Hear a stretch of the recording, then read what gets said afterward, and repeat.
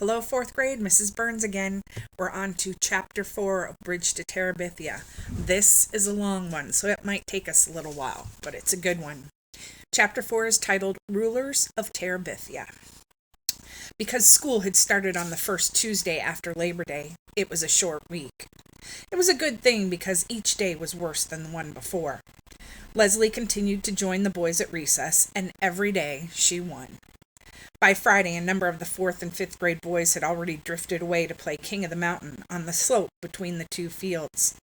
Since there were only a handful left, they didn't even have to have heats, which took away a lot of the suspense.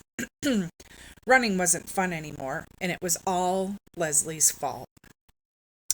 Jess knew now that he would never be the best runner of the 4th and 5th grades, and his only consolation was that neither would Gary Fulcher.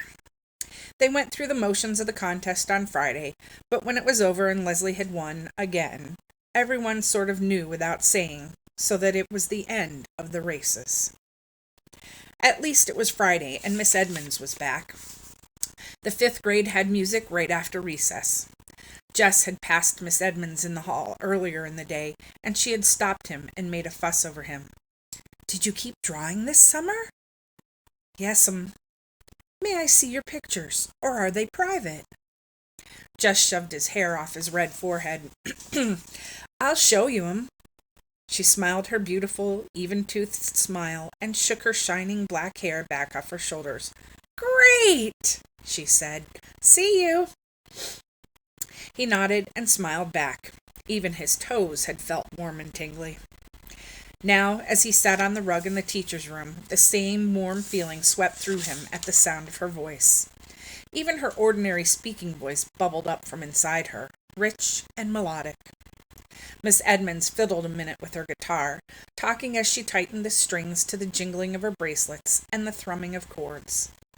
She was in her jeans as usual and sat there cross-legged in front of them as though that was the way teachers always did. She asked a few of the kids how they were and how their summer had been. They kind of mumbled back. She didn't speak directly to Jess, but she gave him a look with those blue eyes of hers that made him zing like one of the strings she was strumming. She took note of Leslie and asked for an introduction, which one of the girls prissily gave. Then she smiled at Leslie, and Leslie smiled back. The first time Jess could remember seeing Leslie smile since she won the race on Tuesday. "What do you like to sing, Leslie?" "Oh, anything." Miss Edmonds picked a few odd chords and then began to sing more quietly than usual for that particular song. "I see a land bright and clear, and the time's coming near, when we'll live in this land, you and me, hand in hand." People began to join in, quietly at first to match her mood, but as the song built up at the end, their voices did as well, so that by the time they got to the final, "Free to be you and me," the whole school could hear them sing. Caught in the pure delight of it, Jess turned and his eyes met Leslie's. He smiled at her. What the heck? There wasn't any reason he couldn't. What was he scared of, anyhow? Lord, sometimes he acted like the original yellow-bellied sapsucker. He nodded and smiled again. She smiled back. He felt there, in the teacher's room, that it was the beginning of a new season in his life, and he chose deliberately to make it so. He did not have to make any announcement to Leslie that he had changed his mind about her. She already knew it. She plunked herself down beside him on the bus and squeezed over closer to him to make room for Maybelle on the same seat. She talked about Arlington, about huge suburban school, this huge, let me try that sentence again. She talked about Arlington, about the huge suburban school she used to go to, with its gorgeous music room, but not a single teacher in it as beautiful or as nice as Miss Edmonds. "You had a gym?" "Yeah, I think all the schools did, or most of them anyway." She sighed. "I really miss it. I'm pretty good at gymnastics." "I guess you hate it here." "Yeah." She was quiet for a moment, thinking, Jess decided, about her former school. which he saw as bright and new, with a gleaming gymnasium larger than the one at the Consolidated High School. I guess you had a lot of friends there, too. Yeah. Why'd you come here? My parents are reassessing their value structure. Huh? They decided they were too hooked on money and success, so they bought that old farm and they're going to farm it and think about what's important. Jess was staring at her with his mouth open. He knew it, and he couldn't help himself. It was the most ridiculous thing he had ever heard. But you're the one that's got to pay. Yeah. Why don't they think about you? We talked it over, she explained patiently. I wanted to come too. She looked past him out the window. You never know ahead of time what something's really going to be like. The bus had stopped. Leslie took Maybelle's hand and led her off. Jess followed, still trying to figure out why two grown people and a smart girl like Leslie wanted to leave a comfortable life in the suburbs for a place like this. They watched the bus roar off. You can't make a go of a farm nowadays, you know, he said finally to her. My dad has to go to Washington to work, or we wouldn't have any money. Money's not the problem. Sure it's a problem. I mean, she said stiffly, not for us. It took him a minute to catch on. He did not know people for whom money was not the problem. Oh. He tried to remember not to talk about money with her after that. But Leslie had other problems at Lark Creek that caused more of a rumpus than lack of money. There was the matter of television. It started with Mrs. Myers reading out loud a composition that Leslie had written about her hobby. Everyone had to write a paper about his or her favorite hobby. Jess had written about football, which he really hated, but he had enough brains to know that if he said drawing, everyone would laugh at him. Most of the boys swore that watching the Washington Redskins on TV was their favorite hobby. The girls were divided. Those who didn't care much about what Mrs. Myers thought chose watching game shows on TV. And those like Wanda K. Moore, who were still aiming for A's, chose reading good books. But Mrs. Myers didn't read anyone's paper out loud, except Leslie's. I want to read this composition aloud for 2 reasons. 1, it's beautifully written, and 2, it tells about an unusual hobby for a girl. Mrs. Myers beamed her first-day smile at Leslie. Leslie stared at her desk. Being Mrs. Myers' pet was pure poison at Lark Creek. Scuba Diving by Leslie Burke. Mrs. Myers' sharp voice cut Leslie's sentences into funny little phrases. But even so, the power of Leslie's words drew Jess with her under the dark water. Suddenly he could hardly breathe. Suppose you went under, and your mask filled all up with water, and you couldn't get to the top in time. He was choking and sweating. He tried to push down his panic. This was Leslie Burke's favorite hobby? Nobody would make up scuba diving to be their favorite hobby if it wasn't so. That meant Leslie did a lot. That she wasn't scared of going deep, deep, deep down in the world of no air and little light. Lord, he was such a coward. How could he be all in a tremble just listening to Mrs. Myers read about it? He was worse a baby than Joyce Ann. His dad expected him to be a man, and here he was letting some girl, who wasn't even 10 yet, scare the liver out of him by just telling what it was like to sightsee underwater. Dumb, dumb, dumb. I'm sure, Mrs. Myers was saying, that all of you were as impressed as I was with Leslie's exciting essay. Impressed? Lord, he nearly drowned. In the classroom, there was a shuffling of feet and papers. Now I want to give you a homework assignment. Muffled groans. That I'm sure you'll enjoy. Mumblings of unbelief. Tonight on Channel 7 at 8 p.m. there's going to be a special about a famous underwater explorer, Jacques Cousteau. I want everyone to watch, then write 1 page telling what you learned." "A whole page?" "Yes." "Does spelling count?" "Doesn't spelling always count?" "Both sides of the paper?" "One side will be enough. But I will give extra credit to those who do extra work." Wanda Kay smiled primly. You could already see 10 pages taking shape in her pointy head. "Mrs. Myers?" "Yes, Leslie?" Lord, Mrs. Myers was liable to crack her face if she kept up smiling like that. What if you can't watch the program?" "Oh, you inform your parents that it's homework assignment. I'm sure they will not object." "What if—" Leslie's voice faltered.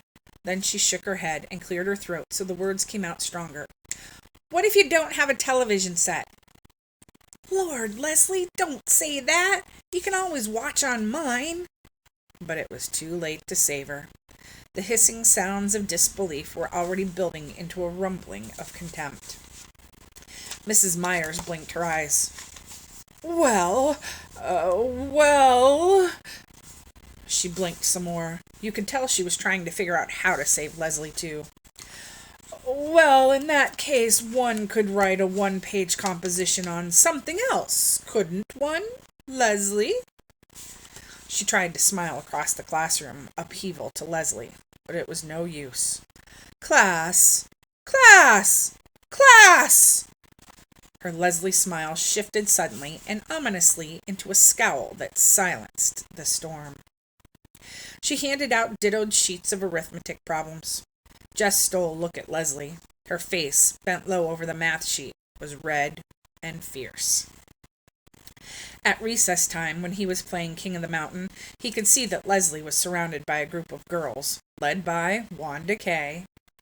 He couldn't hear what they were saying, but he could tell by the proud way Leslie was throwing her head back that the others were making fun of her. Greg Williams grabbed him then, and while they wrestled, Leslie disappeared. It was none of his business, really, but he threw Greg down the hill as hard as he could and yelled to no one in particular, "Gotta go!" He stationed himself across from the girls' room. Leslie came out in a few minutes. He could tell she'd been crying. "Hey, Leslie," he called softly. "Go away!" She turned abruptly and headed the other way in a fast walk. With an eye on the office door, he ran after her. Nobody was supposed to be in the halls during recess. "Leslie, what's the matter?" "You know perfectly well what's the matter, Jess Aarons." Yeah?" He rubbed his hair. "If you just kept your mouth shut, you can always watch at my—" But she had wheeled around again and was zooming down the hall. Before he could finish the sentence and catch up with her, she was swinging the door to the girls' room right at his nose. Jess slunk out of the building. He couldn't risk Mr. Turner catching him hanging around the girls' room as though he was some kind of pervert or something. After school, Leslie got on the bus before he did and went straight to the corner of the long back seat, right to the 7th grader's seat. He jerked his head at her to warn her to come up farther, but she wouldn't even look at him. He could see the 7th graders headed for the bus, the huge, bossy, bosomy girls and the mean, skinny, narrow-eyed boys. They'd kill her for sitting in their territory. He jumped up and ran to the back and grabbed Leslie by the arm. "You gotta come up to your regular seat, Leslie." Even as he spoke, he could feel the bigger kids pushing up behind him down the narrow aisle. Indeed, Janice Avery, who among all the 7th graders was the one person who devoted her entire life to scaring the wits out of anyone smaller than she, was right behind him. "Move it, kid," she said. He planted his body as firmly as he could, although his heart was knocking at his Adam's apple. "Come on, Leslie," he said, and then he made himself turn and give Janice Avery one of those lookovers, from her frizz blonde hair, past her too tight blouse and broad-beamed jeans, to her gigantic sneakers. When he finished, he swallowed, stared straight up into her scowling face, and said almost steadily, Don't look like there'll be room across the back here for you and Janice Avery. Somebody hooted. Weight Watchers is waiting for you, Janice. Janice's eyes were hate mad, but she moved aside for Jess and Leslie to make their way past her to their regular seat. Leslie glanced back as they sat down and then leaned over. She's going to get you for that. Jess, boy, is she mad. Jess warmed to the tone of respect in Leslie's voice, but he didn't dare look back. Heck, he said, you think I'm going to let some dumb cow like that scare me? By the time they got off the bus, he could finally send a swallow past his Adam's apple without choking. He even gave a little wave at the back seat as the bus pulled off. Leslie was grinning at him over Maybelle's head. Well, he said happily, see ya. Hey, Jess, do you think we could do something this afternoon? Me too, I want to do something too, Maybelle shrilled. Jess looked at Leslie. No was in her eyes. Not this time, Maybelle. Leslie and I got something we gotta do just by ourselves today. You can carry my books home and tell Mama I'm over at the Burkses, okay? You ain't got nothing to do. You ain't even playing nothing. Leslie came and leaned over Maybelle, putting her hand on the little girl's thin shoulder. Maybelle, would you like some new paper dolls? Maybelle slid her eyes around suspiciously. What kind? Life in colonial America. Maybelle shook her head. I want Bride or Miss America. You can pretend these are Bride paper dolls. They have lots of beautiful long dresses. What's the matter with them? Nothing. They're brand new. How come you don't want them if they're so great? Well, when you're my age, Leslie gave a sigh, you don't play with paper dolls anymore. My grandmother sent me these. You know how it is. Grandmothers just forget you're growing up. Maybelle's one living grandmother was in Georgia and never sent her anything. You already punched them out. No, honestly. And all the clothes punch out, too. You don't have to use scissors. They could see she was weakening. How about, Jess began, you coming down and taking a look at 'em, and if they suit you, you could take 'em along home when you go tell Mama where I am. After they'd watched Maybelle tearing up the hill clutching her new treasure, Jess and Leslie turned and ran up over the empty field behind the old Perkins place and down to the dry creek bed that separated farmland from the woods. There was an old crabapple tree there, just at the bank of the creek bed, from which someone, long forgotten, had hung a rope. They took turns swinging across the gully on the rope. It was a glorious autumn day, and if you looked up as you swung, it gave you the feeling of floating. Jess leaned back and drank in the rich, clear color of the sky. He was drifting like a fat, white, lazy cloud, back and forth across the blue. You know what we need? Leslie called to him. Intoxicated as he was with the heavens, he couldn't imagine needing anything on earth. We need a place, she said, just for us. It would be so secret that we would never tell anyone in the whole world about it. Jess came swinging back and dragged his feet to stop. She lowered her voice almost to a whisper. It might be a whole secret country, she continued, and you and I would be the rulers of it. Her words stirred inside of him.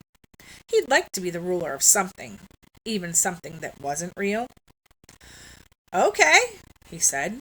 Where could we have it? Over there in the woods where nobody would come and mess it up.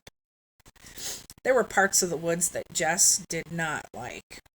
Dark places, where it was almost like being underwater. But he didn't say so. I know! She was getting excited. It could be a magic country like Narnia, and the only way you can get in is by swinging across on this enchanted rope. Her eyes were bright. She grabbed the rope. Come on, she said. Let's find a place to build our castle stronghold. They'd gone only a few yards into the woods beyond the creek bed when Leslie stopped. How about right here? She said. Sure, Jess agreed quickly, relieved there was no need to plunge deeper into the woods. He'd take her there, of course, for he wasn't such a coward that he would mind a little exploring now and then, farther in amongst the ever-darkening columns of the tall pines. But as a regular thing, as a permanent place, this was where he would choose to be. Here where the dogwood and the redbud played hide-and-seek between the oaks and the evergreens, and the sun flung itself in golden streams through the trees to splash warmly at their feet. Sure, he repeated himself, nodding vigorously. The underbrush was dry and would be easy to clear away. The ground was almost level. This'll be a good place to build. Leslie named their secret land Terabithia, and she loaned Jess all of her books about Narnia so he would know how things went in a magic kingdom, how the animals and the trees must be protected, and how a ruler must behave. That was the hard part. When Leslie spoke, the words rolled out so regally you knew she was a proper queen. He could hardly manage English, much less the poetic language of a king. But he could make stuff up. They dragged boards and other materials down from the scrap heap by Miss Bessie's pasture, and built their castle stronghold in the place they had found in the woods. Leslie filled a 3-pound coffee can with crackers and dried fruit, and a 1-pound can with strings and nails. They found 5 old Pepsi bottles, which they washed and filled with water, in case, as Leslie said, of siege. Like God in the Bible, they looked at what they had made and found it very good. You should draw a picture of Terabithia for us to hang in the castle, Leslie said. I can't. How could he explain it in a way Leslie would understand? How he yearned to reach out and capture the quivering life about him, and how when he tried, it slipped past his fingertips, leaving a dry fossil upon the page. I just can't get the poetry of the trees, he said. She nodded. Don't worry, she said. You will, someday. He believed her, because there, in the shadowy light of the stronghold, everything seemed possible. Between the two of them, they owned the world and no enemy. Gary Fulcher, Wanda K. Moore, Janice Avery, Jess's own fears and insufficiencies, nor any of the foes whom Leslie imagined attacking Terabithia could ever really defeat them.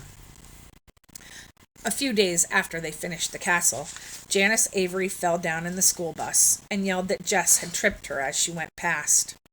She made such a fuss that Mrs. Prentice, the driver, ordered Jess off the bus, and he had to walk the 3 miles home. When Jess finally got to Terabithia, Leslie was huddled next to one of the cracks below the roof, trying to get enough light to read. There was a picture on the cover which showed a killer whale attacking a dolphin. What you doing? He came in and sat beside her on the ground. Reading. I had to do something. That girl! Her anger came rocketing to the surface. It don't matter. I don't mind walking all that much. What was a little hike compared to what Janice Avery might have chosen to do to me? It's the principle of the thing, Jess. That's what you've got to understand. You have to stop people like that, otherwise they turn into tyrants and dictators. He reached over and took the whale book from her hands, pretending to study the bloody picture on the jacket. Getting any good ideas? What? I thought you was getting some ideas on how to stop Janice Avery. No, stupid. We're trying to save the whales. They might become extinct. He gave her back the book. You save the whales and shoot the people? Huh? She grinned finally. Something like that, I guess. Say, did you ever hear the story about Moby Dick? Who's that? Well, there was once this huge white whale named Moby Dick. And Leslie began to spin out a wonderful story about a whale and a crazy sea captain who was bent on killing it. His fingers itched to try to draw it on paper. Maybe if he had some proper paints he could do it. There ought to be a way of making the whale shimmering white against the dark water. At first they avoided each other during school hours, but by October they grew careless about their friendship. Gary Fulcher, like Brenda, took great pleasure in teasing Jess about his girlfriend. It hardly bothered Jess. He knew that a girl friend was somebody who chased you on the playground and tried to grab you and kiss you. He could no more imagine Leslie chasing a boy than he could imagine Mrs. Double-Chinned Myers shinnying up the flagpole. Gary Fulcher could go to you-know-where and warm his toes. There was really no free time at school except recess, and now that there were no races, Jess and Leslie usually looked for a quiet place on the field and sat and talked. Except for the magic half hour on Fridays, recess was all that Jess looked forward to at school. Leslie could always come up with something funny that made the long days bearable. Often the joke was on Mrs. Myers. Leslie was one of those people who sat quietly at her desk, never whispering or daydreaming or chewing gum or always doing beautiful schoolwork.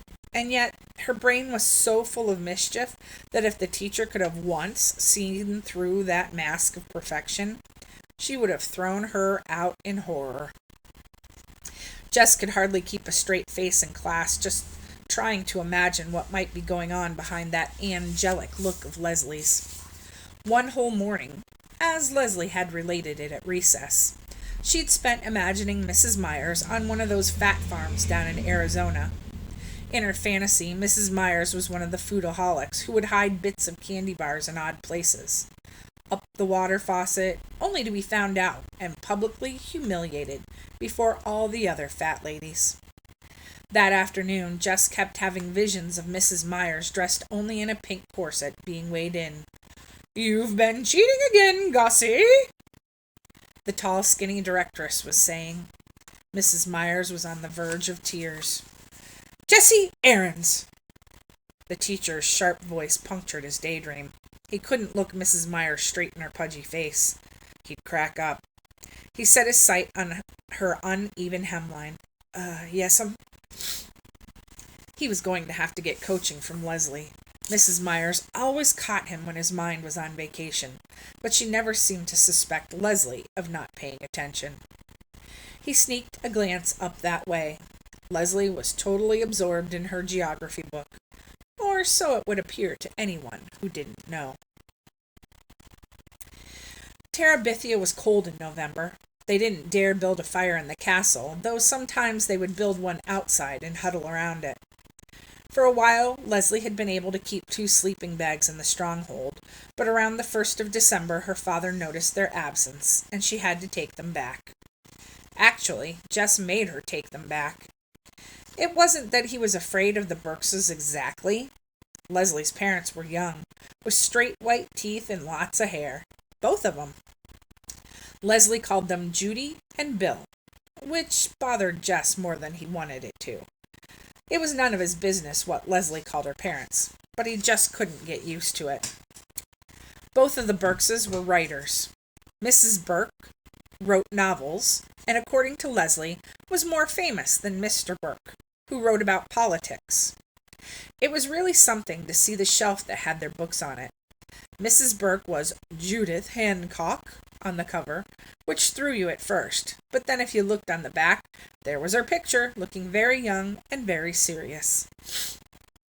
Mr. Burke was going back and forth to Washington to finish a book he was working on with someone else. But he had promised Leslie that after Christmas he would stay home and help fix up the house and plant his garden and listen to music and read books out loud and write only in his spare time. They didn't look like Jess's idea of rich, but even he could tell that the jeans they wore had not come off the counter at Newberry's. There was no TV at the Burkeses, but there were mountains of records, and a stereo set that looked like something off of Star Trek. And although their car was small and dusty, it was Italian, and looked expensive, too.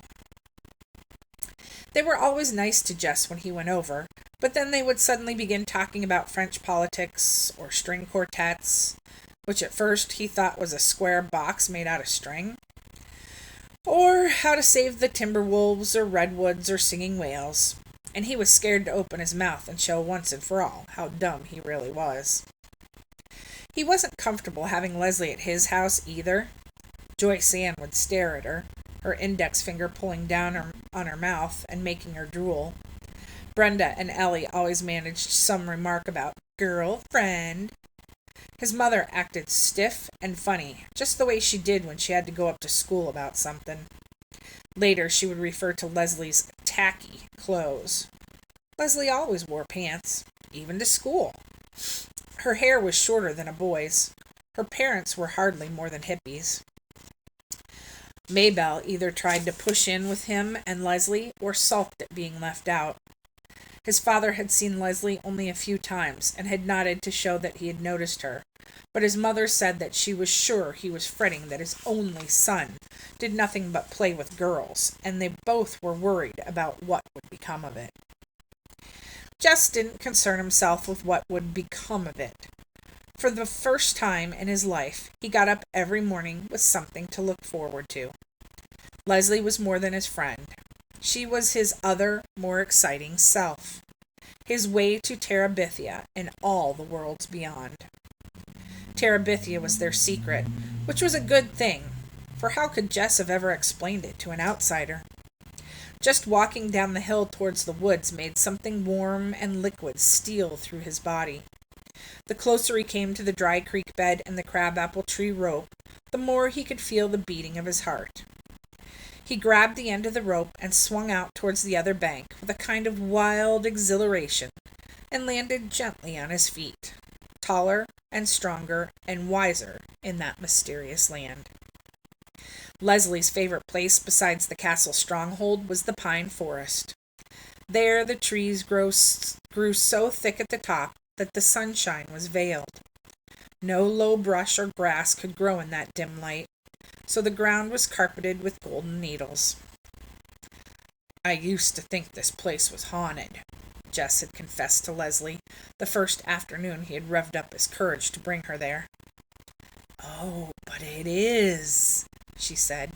"But you don't have to be scared. It's not haunted with evil things." "How do you know?" "You can just feel it. Listen, Jess." At first he heard only the stillness. It was the stillness that had always frightened him before, but this time it was like the moment after Miss Edmonds finished a song, just after the chords hummed down to silence. Leslie was right. They stood there, not moving, not wanting the swish of dry needles beneath their feet to break the spell. Far away from their former world came a cry of geese heading southward. Leslie took a deep breath. "This is no ordinary place," she whispered. "Even the rulers of Terabithia come into it, only at times of greatest sorrow or of greatest joy. We must strive to keep it sacred. It would not do to disturb the spirits." He nodded, and without speaking, they went back to the creek bank, where they shared together a solemn meal of crackers and dried fruit. And that is the end of chapter 4. Next chapter, The Giant Killers. I look forward to reading it.